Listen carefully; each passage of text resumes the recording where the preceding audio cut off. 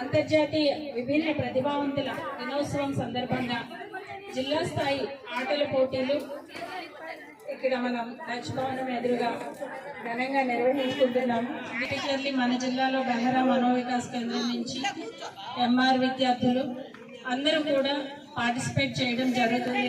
Winners first second ప్రైజులు వచ్చిన వాళ్ళకి డిసెంబర్ 3వ తేదీన అంతర్జాతీయ విభిన్న ప్రతిభావంతుల దినోత్సవం జరుపుకుంటాము. ఆ రోజు మనము వీరందరికీ ప్రైజెస్ డిస్ట్రిబ్యూషన్ జరుగుతుంది సార్. కాబట్టి ఈరోజు మనం ఈ కార్యక్రమాన్ని ఇక్కడ నిర్వహించుకుంటున్నాము.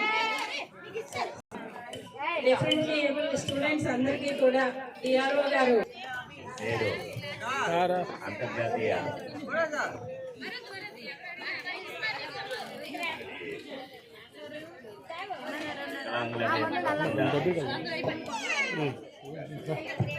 అని మన పేరు మార్చి ఈరోజు ప్రపంచవ్యాప్తంగా ఈ అందరూ కూడా మిగిలిన అందరి తోటి విద్యార్థులు కానివ్వండి, తోటి సమాజంలో ఉన్న పౌరులతో కానీ మీరు కూడా ప్రతిభావంతులని నిరూపించుకోవడం కోసం అటు విద్యారంగంగా కానీ ఇది క్రీడారంగంలో కానీ మీరు ఎవరికి తీసుకోవాలనే ఉద్దేశంతో ఇలాంటి కార్యక్రమాలు ప్రపంచవ్యాప్తంగా నిర్వహించి మీలో చైతన్యం తీసుకురావడం కోసం మీరు మిగిలిన తోటివారి కంటే ఎట్టి పరిస్థితుల్లోనూ చిన్నవారు కాదు, మేము కూడా ప్రతిభావంతులే, మేము అన్నింటిలోని సమానంగా పార్టిసిపేట్ చేయగలను, మాకు తెలివితేటలు ఉన్నాయి. ఏదో భగవంతుడు ఏంటంటే భగవంతుడు ఇచ్చిందే కాబట్టి మనం ఏమి చేయలేము. పుట్టులతోటే ఫీల్ అవ్వకూడదు. తప్పనిసరిగా మన ప్రతిభను అన్ని సదుపాయాలు కల్పిస్తుంది. మీరు కూడా కొంచెం మనసు పెట్టి భవిష్యత్తులో ఉన్నత శిఖరాలు అధిరోహించాలనేది మీ మనసులో ఒక గోల్ పెట్టుకున్నట్లయితే తప్పనిసరిగా ఆటల్లో కానివ్వండి, చదువులో కానివ్వండి, ఉద్యోగాలు సంపాదించడంలో కానివ్వండి మీరు ముందుకు పోగలుగుతారు. అలాగే మన ప్రభుత్వం కూడా మీకు కూడా ఆ రిజర్వేషన్తో రావడమే కాకుండా మన ప్రతిభను నిరూపించుకుని ప్రతి ఎగ్జామ్ రాసి మనం ఎందుకు రాకూడదు అనేది మీరు మనసులో ఎప్పుడైతే డిసైడ్ చేసుకున్నారో ఉన్నత పదవులు చేస్తారు. నేను మొన్నే కంపచోడవరం అప్పుడే కలెక్టర్గా చేశాను.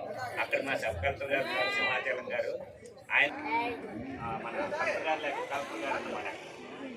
అంటే ఏంటి లేకుంటే మాత్రం మీరు తప్పనిసరిగా కొడతారు. దానికి అవసరమైనటువంటి సదుపాయాలన్నీ ప్రభుత్వం కలుగజేస్తుంది. అయితే మనలో ఆ గోల్ అనేది పెట్టుకోవాలి. ఈ చదవకాశాన్ని నాకు ఇచ్చినందుకు మీరు మరింత ఉన్నత శిఖరాలు అధిరోహించాలని మీ అందరినీ దీవిస్తూ మరి నేను సెలవు తీసుకుంటున్నాను. అధికారులందరినీ కూడా భాగస్వామ్యం చేస్తున్నాం. ఇప్పుడు మన మధ్యన సిపిఓ మేడం గారు కూడా వచ్చిన్నారు, అలాగే ఐసిడిఎస్ పీడీ మేడం గారు, ఇందాక మీ దగ్గరికి వామా పీడీ సారు, అలాగే డిఆర్డిఏ పీడీ గారు వచ్చి ఉన్నారు. ఇప్పుడు మనకి డిఆర్ఓ సారు ఒక మంచి ఎగ్జాంపుల్ కూడా చెప్పారు.